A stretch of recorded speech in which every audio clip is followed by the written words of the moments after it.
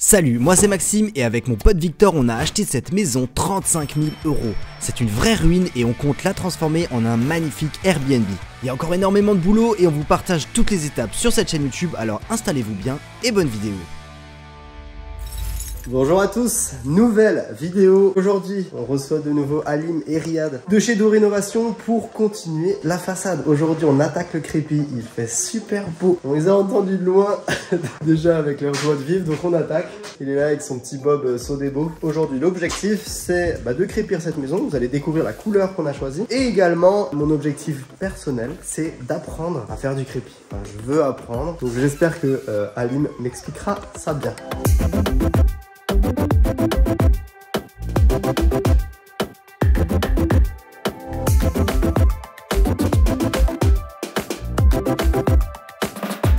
Alors déjà, niveau crépi, vous l'avez vu, ça se présente comme ça. C'est des pots qui ont déjà eu la couleur intégrée dans le crépi. La couleur qu'on a, c'est terre de sienne, si jamais ça vous intéresse. Le coloris, il ressemble à ça. C'est un espèce de brun très clair, taupe, on va dire. Et ça match vachement bien avec notre couleur qu'on a pris pour les boiseries et l'effet bois alu des menuiseries de chez Mister Menuiserie. On a pris quelque chose qui matchait bien avec l'ensemble. Donc Victor vient d'avoir la très bonne idée en fait de se faire apprendre comment fonctionne le crépi quand on sera au soleil. Parce que là-bas dans l'entrée on est à l'ombre et il fait frais, on va pas se mentir. Donc voilà, on s'entraînera sur les murs au soleil, ça sera bien mieux comme ça. Petite information en plus par rapport aux produits de chez Weber, donc là on utilise le Maxilin Silco Aquabalance. C'est un crépi qui arrive à la maison prêt à l'emploi et sur le site internet de chez Weber vous pouvez retrouver le nuancier complet et vous allez pouvoir faire un choix énorme dans leur gamme de couleurs. Par rapport à Weber, c'est aussi avec eux qu'on a travaillé pour l'isolation, la colle du grillage, le grillage et les baguettes. Bref, maintenant c'est parti pour apprendre ensemble comment poser du crépi. C'est parti, stage crépi avec Riyad. Donc il m'a donné toutes les informations. Je me suis équipé là de la taloche plastique et la taloche métal. Et c'est parti.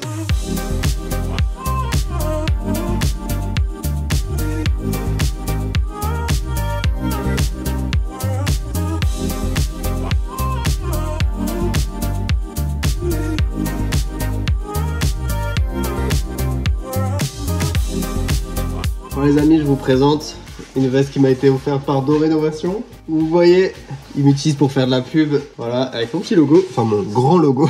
Et là j'avoue, j'ai pas envie de le salir pour le crépi. D'après Halim, on serait capable de finir aujourd'hui. Normalement. Ouais, je pense que ça va aller. Ouais. Donc à 3, on va attaquer, il nous reste. Donc on va commencer au niveau de la baie vitrée là. On a tout le pignon, le mur à l'arrière et le mur vers le voisin. Donc ça devrait bien se passer, sachant que le pire a déjà été fait. Et pour tout le reste, on peut le faire quasiment sans échafaudage. On est pas mal, on est sur une magnifique journée. Ça, on a beaucoup de chance parce qu'il faut éviter de faire du crépi quand il fait moins de 0 degré. Là au moins avec la température, on est bien. Pause repas terminée. Maintenant ce que je vous propose, c'est je vais vous expliquer les 3 étapes que j'ai compris avec ma petite formation de ce matin. Et on va commencer tout de suite par charger avec la taloche et on essaie de lisser. Faut surtout pas en mettre une trop grosse quantité. On va beaucoup racler. Voilà à quoi ça ressemble le crépi. Donc déjà teinté, le poser directement sur le mur.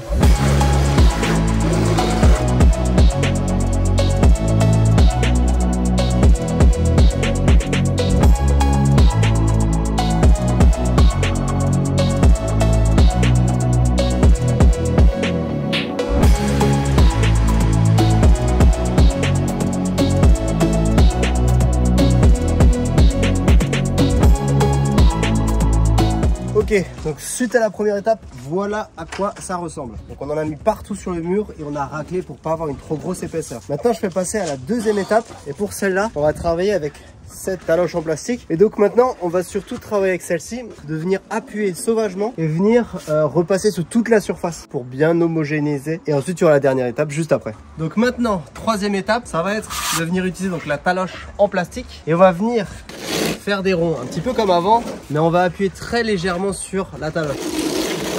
Comme ça. Et tous les 3 coups, on vient nettoyer la taloche. Et là maintenant vous allez voir tout doucement le crépi il va commencer à se dessiner super bien. Et on va faire ça sur toute la surface. 3 tours. Et on nettoie. 3 tours. Et en fait tu as l'impression qu'au fur et à mesure il y a de moins en moins l'effet de succion au niveau du crépi. Et donc voilà, je fais tout le tour et vous allez voir, même en tant qu'amateur, petit bout d'un mètre là, il sera joli. Et Riyad, je suis sûr que tu seras d'accord avec moi. Bah oui, bien sûr. Hop, je vous mets le timelapse et après on jugera ensemble du résultat.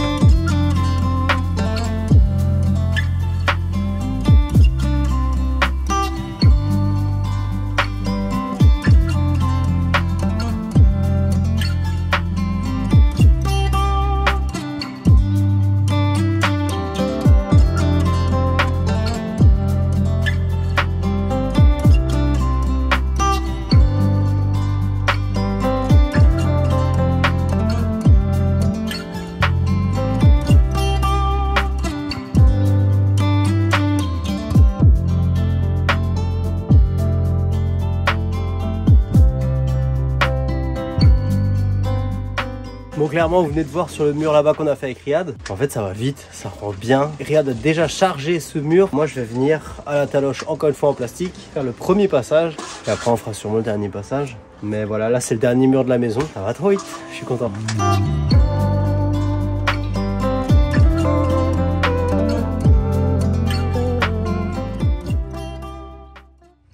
Bon, les amis, une belle journée qui commence. On est un samedi matin.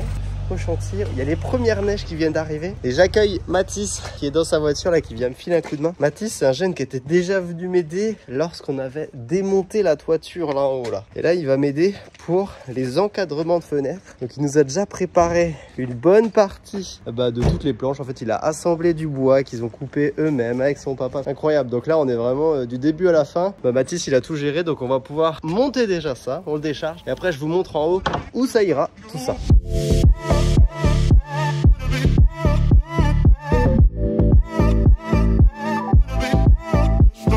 Nous voilà arrivés dans la zone de travail. On va commencer par cette première fenêtre de toit. C'est celle qui est dans la chambre. On en a une à gauche et on en a une juste ici. Donc l'idée, vous l'avez vu, on a les 26 cm de laine de bois de chez Isonat. Mais on doit forcément faire un revêtement pour rendre ça joli. Donc c'est un cadre sur les 4 côtés de la fenêtre. Là où il nous manque de l'isolant, on va devoir en rajouter par la suite. Sachant que Mathis de son côté a déjà préparé des planches. Donc voilà, l'idée maintenant, on va se faire la main sur le premier. Et quand on sera bon, on vous racontera un petit peu toute cette histoire et comment on s'y prend pour essayer de faire quelque chose de beau. C'est parti.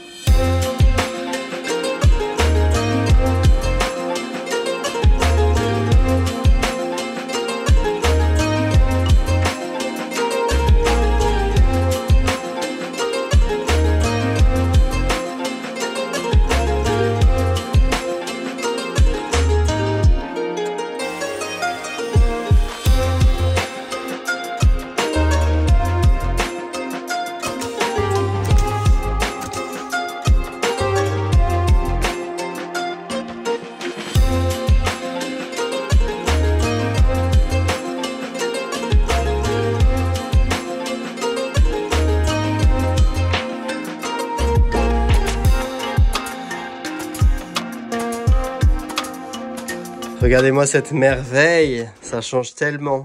Après, avant. Donc on a commencé par le bas puis le haut en faisant en sorte de pouvoir aussi caler s'il y a des manques d'isolant. On a remis de la laine de bois pour essayer d'isoler le plus possible et ensuite venu faire les côtés. Donc la grande difficulté ici, c'est évaser quoi. On n'est pas sur un angle à 90, d'où la complexité des coupes. Mais franchement, le résultat, il est incroyable. Et ce que je disais à Mathis, c'est que finalement, il va avoir du bois qui a poussé sur son terrain, qui a été découpé et qui va être dans notre maison quoi. Donc ça, je trouve ça stylé. Vous pourrez vous aussi venir toucher le bois et le travail que Mathis a fait. Ça, c'est l'arbre du terrain. Donc c'est à ton papa, c'est avec ton papa que tu l'as battu. Non mais c'est incroyable. Mathilde, bon ton papa j'imagine c'est pas un nain. Non, il fait la même taille. Regardez-moi ça, sachant que c'est un grand Mathis. Waouh, il est incroyable là. Et d'ailleurs je l'ai pas dit, mais effectivement il y a une préparation que Mathis a fait, qui est parce que voilà avec l'arbre t'arrives pas à avoir des planches comme ça. La première étape, on abat l'arbre tout simplement. Ensuite on va le découper en planches avec une scierie mobile. Ensuite il faut le laisser sécher. Selon les épaisseurs, 2 à 3 ans pour ce genre de planche. Et ensuite, menuiserie traditionnelle, on dégauche une face, on déligne les côtés, on rabote tout.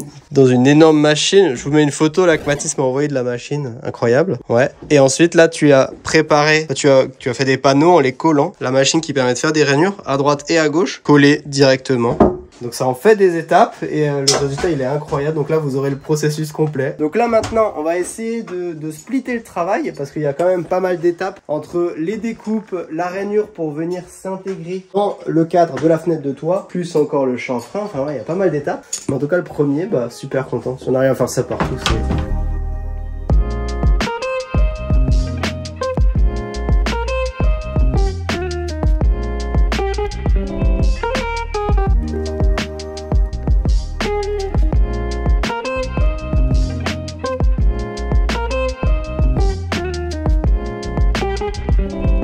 Répète ce que tu viens de dire, c'est trop mignon. On a fait les petits bouchons avec mon papy. Ici, c'est-à-dire que quand il y a un nœud, il y a un petit trou. Et pour faire joli, tu carottes. Et après, tu insères ce petit, on va dire un gros tourillon, quoi, finalement. Amoureux du bois et de la menuiserie. Grand-père, papa, fils. Et t'as pas encore d'enfant? Non. Est-ce qu'il sera amoureux du bois? Je pense. Ouais. Donc, toute première étape, ça va être de venir vérifier l'équerrage de la fenêtre de toit par rapport à nos chevrons. Ça, Mathis a déjà fait sa mesure. Et donc, on va pouvoir faire les choses bien.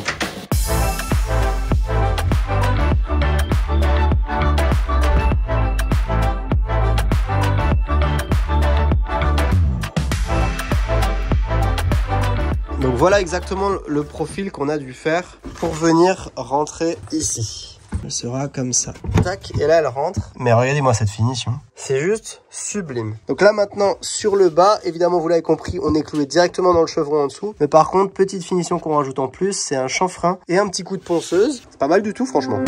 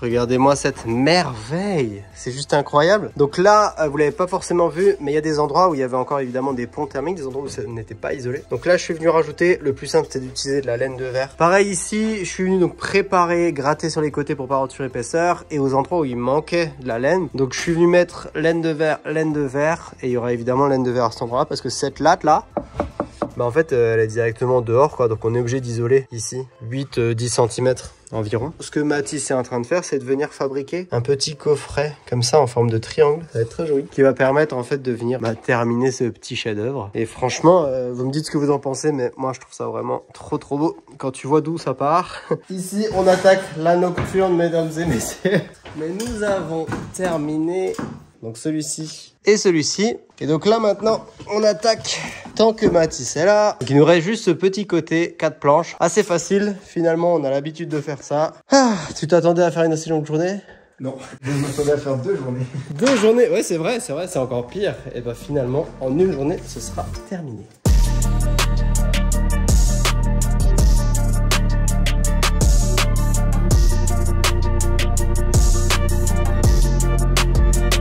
Bon, toujours les amis, quand vous faites un chantier, laissez votre trace. Comme ça, les gens qui vont démolir ça un jour, mais ils auront le souvenir des personnes qui l'ont fait. Et donc, dernier morceau. On y est enfin, la journée a été longue.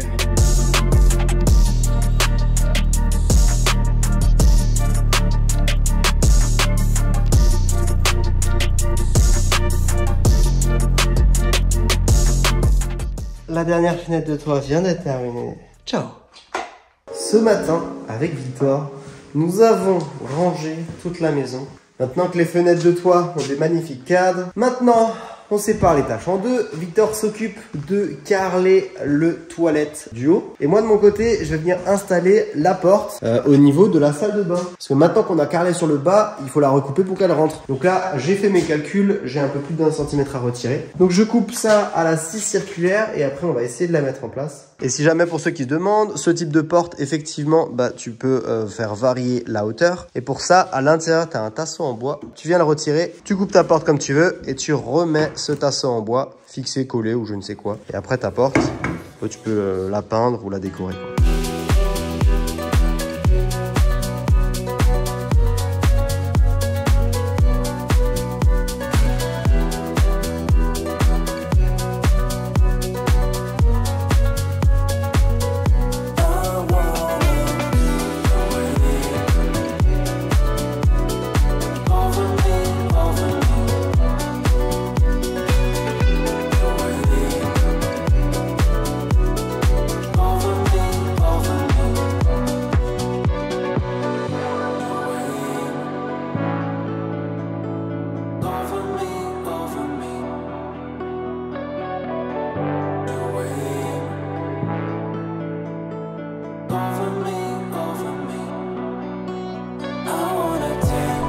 Bon et bien voilà, cette porte c'est terminé. De son côté, Victor il a attaqué le perçage du carrelage pour le toilette. Donc avec la meuleuse et une cloche diamantée, ça marche très bien. Le WC, le voilà, vous nous avez vu terminer cette pièce il n'y a pas très longtemps. Donc là, pose du carrelage classique, vous avez les informations, c'est parti.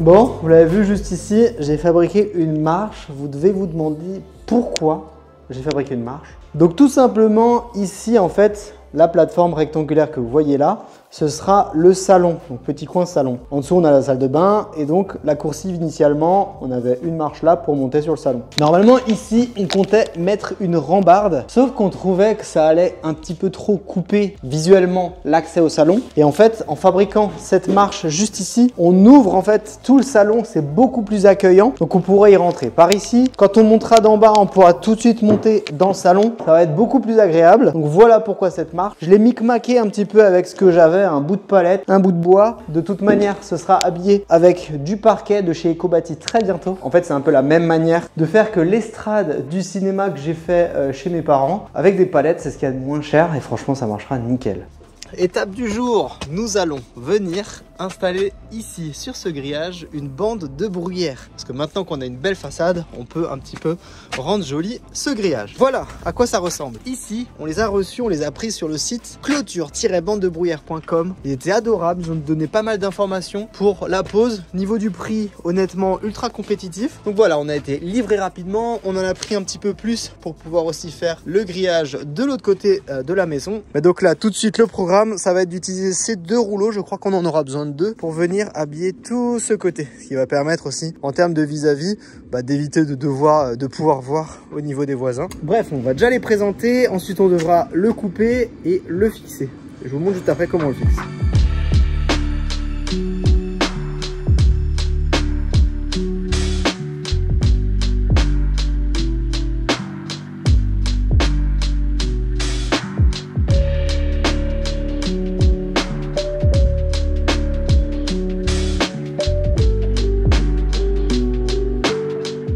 Alors, au niveau de la fixation, on utilise un petit fil de fer comme ça là, qui est peint, donc il va pas rouiller, bref. Et au niveau des attaches, on va en mettre sur tout le haut, toute la moitié et tout le bas. Le bas, on le fera par le bas, le haut par le haut. Et pour le milieu, il va falloir qu'il y en ait un qui fasse passer le fil sur le côté. Et on va en mettre tous les à peu près 30 cm, parce que ça fait une belle prise au vent quand même. Donc il faut que ce soit fixé solidement dans notre grillage.